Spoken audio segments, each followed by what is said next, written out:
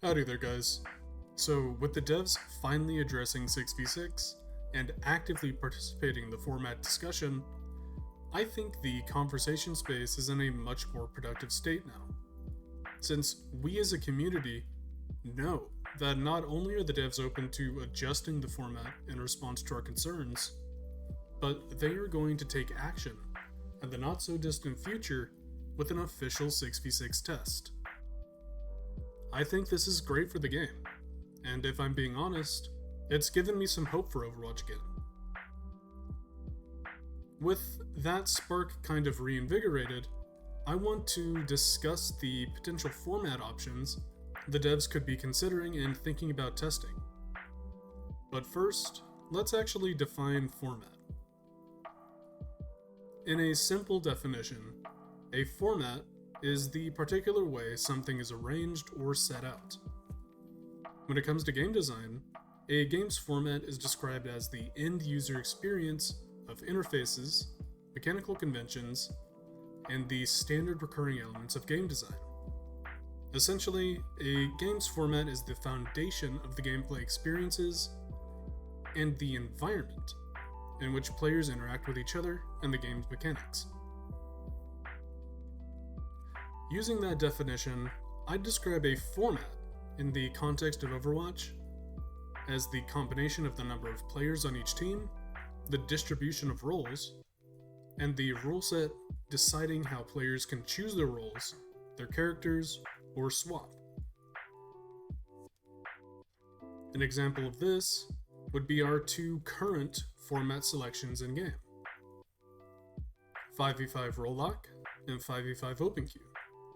Despite both being 5v5, these are separate formats because of their differing rule sets regarding both role requirements and character selection.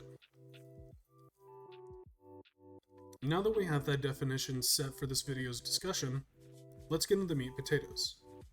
What formats are the devs considering, and what other formats could they potentially explore? I think the easiest format factor to discuss is the number of players on each team, because that's what most people associate the word format with in the context of Overwatch. So I'll start with establishing those options.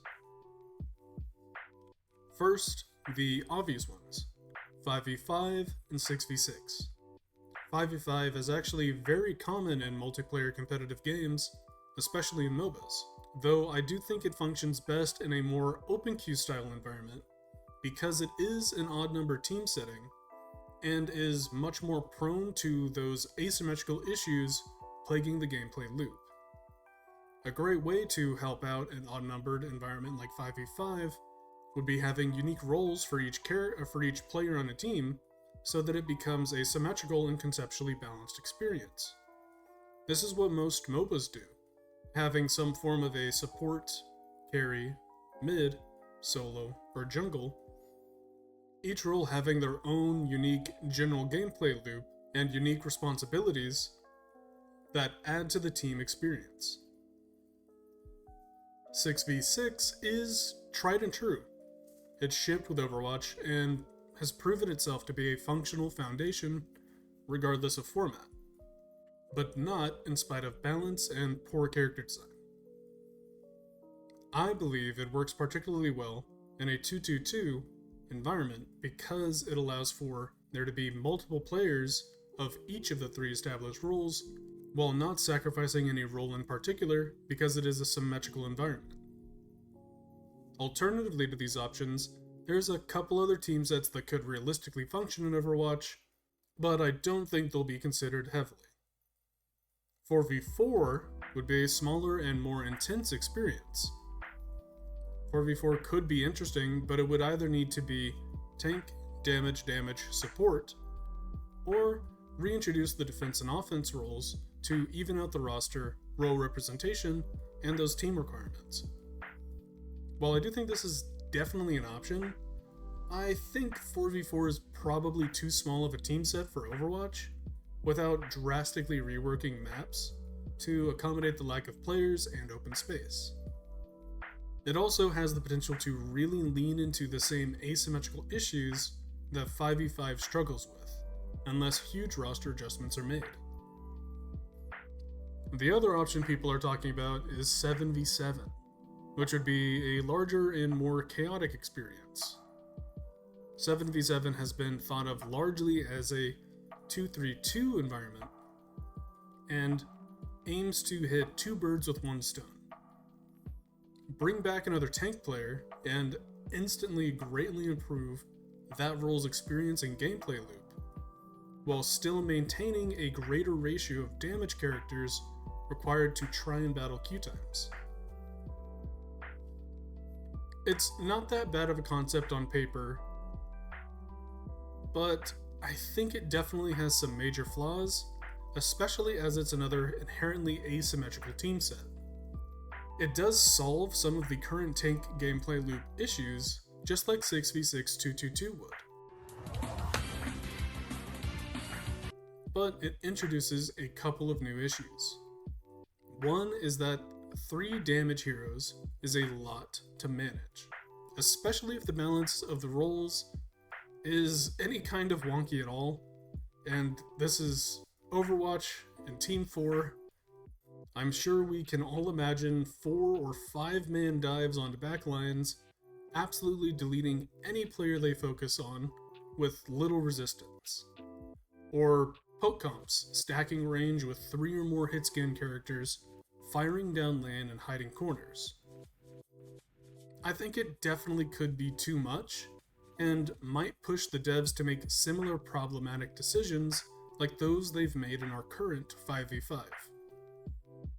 I mean, can you imagine the power creep the devs would cook up to allow 2 tanks to mitigate or contest all of that damage?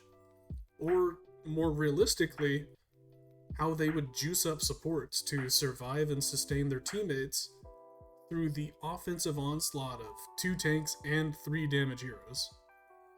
Besides the asymmetrical balance issues, another problem with 7v7 is that the devs would need to commit to that 2-3-2 roster ratio to encourage and maintain healthier queue times in the long term. There's been great effort from the Overwatch team to catch the other roles up to damage, but our current ratio of characters in roles is 6-9-5, with 12 tanks, 18 damage, and 10 support. In order to achieve a 2-3-2 ratio, we need 2 more supports without the other roles getting another character. Then, after establishing that 2-3-2 ratio, we need to maintain it by releasing 3 damage heroes for every 2 tanks and 2 supports. Which, with their current content cycle, the devs would be finishing that release cycle about every 14 seasons, which is doable, but I think it's pretty risky considering community sentiment, and arguably much more work than it's worth just to try and keep the foundation of an asymmetrical format stable enough so the queue times aren't an insane issue. And that's without considering random balance and other factors we know heavily affect queue times in the short term. Not to mention another issue with 7v7, that it would be much more demanding on hardware than 5v5 or 6v6. 7v7 is interesting, but I think there's a slew of issues with the team set and a lot of changes that would need to be made to properly accommodate for the team set, and I just don't know if it's worth it. Honestly, it's probably not too much more work, aside from the extra performance optimizations, compared to the amount of fundamental changes that should have happened for 5v5. So, out of the possible team sets, 5v5 and 6v6 are honestly the most realistic options and have verifiable strengths and weaknesses that are very Overwatch. While 4v4 and 7v7 could be interesting alternatives, I don't think they're as realistic and have much more extreme weaknesses and issues that the devs would have to put extra effort into mitigating. Now that we've considered the best options for the amount of players on each team, the next part to consider for a format is the character select and team comp rule sets. First, for this section, I want to quickly clarify role queue and role lock. What Overwatch currently has is actually role lock, which means you queue for a role and are guaranteed whatever you select after you sit through the queue.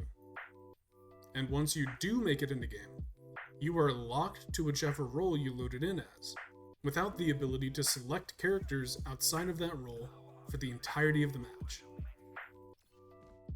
A true role queue is more akin to how MOBAs do it, where you queue for a preferred role without it being guaranteed. This is more of a open queue select situation, and once you load into a lobby and get whichever role fate decided, you select whichever character you want without restriction.